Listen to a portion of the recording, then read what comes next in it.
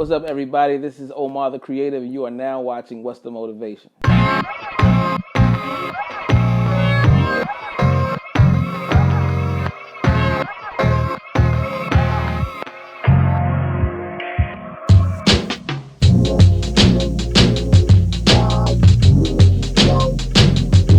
All right, my name is Omar the Creative, Government Omar Kashif II.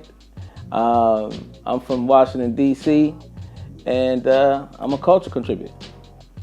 Oh, man. So I first fell in love with music, probably old school R&B. My parents used to always play records, man. So from Gladys Knight to Aretha to Earth, Wind, and Fire. So, yeah, Al Green.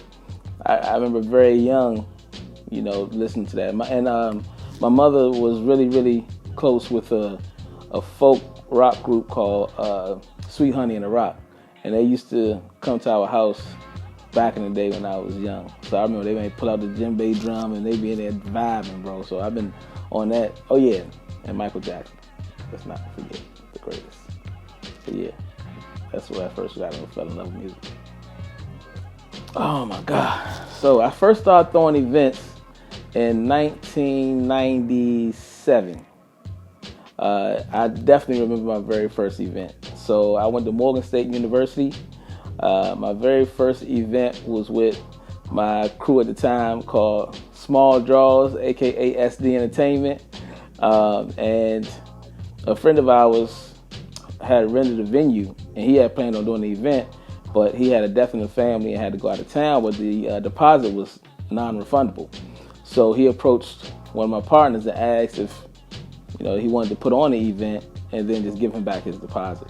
And so my homeboy asked me, and I'm like, hell yeah, I'm trying to get into that game, man. Because crazy enough, I had thrown a party in the summer after 9th grade, and I had the bug ever since then. But, I was always too young, never do anything with it at that point. So my first opportunity came by way of my homeboy Lil Russ and the SD crew. And we started throwing it. Our first joint was called Doing It Well. And that was after that LL Cool J record that had come out.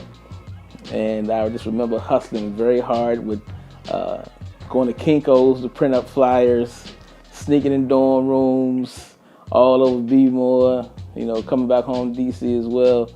And, I just remember when I first pulled up, probably about 9:45. I was coming from home back to school. I pulled up to the venue first to drop off some ticket money or something, and wasn't nobody there yet. Of course, the doors ain't even open, so I'm like, damn. And I had told these two girls that I was gonna let them get in for free because I was trying to stunt, of course. And when I picked them up, I'm like, man, listen, it's like my first jump, man, so it might not really be like that, but I'm trying, right? Well, when I got back and pulled up at like 10:50, 11 o'clock, the line was around the corner. And I knew at that moment, I had that feeling, I knew that I wanted to do that for the rest of my life. So a culture contributor is a person who adds their flavor to that culture. So DC has a culture, right? It helps shape and mold me in certain ways.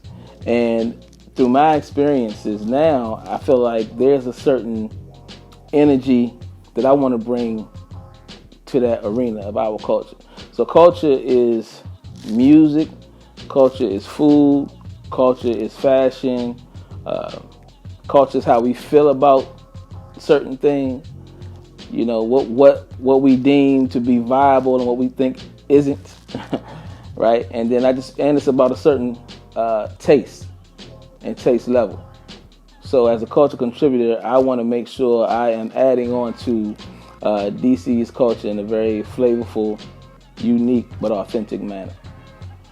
We came up with the urban wellness market. I was working with Coach T before. So at one point, when I very, very first was trying to lose weight, Coach T used to come see Black Alley a decent amount, man. So I always appreciate, shout out to Coach T for always supporting. And we were talking, so he ended up telling me what he did in terms of training and boxing and doing the fitness piece. And so I started to come hang out at the gym and started to try to work out with him some.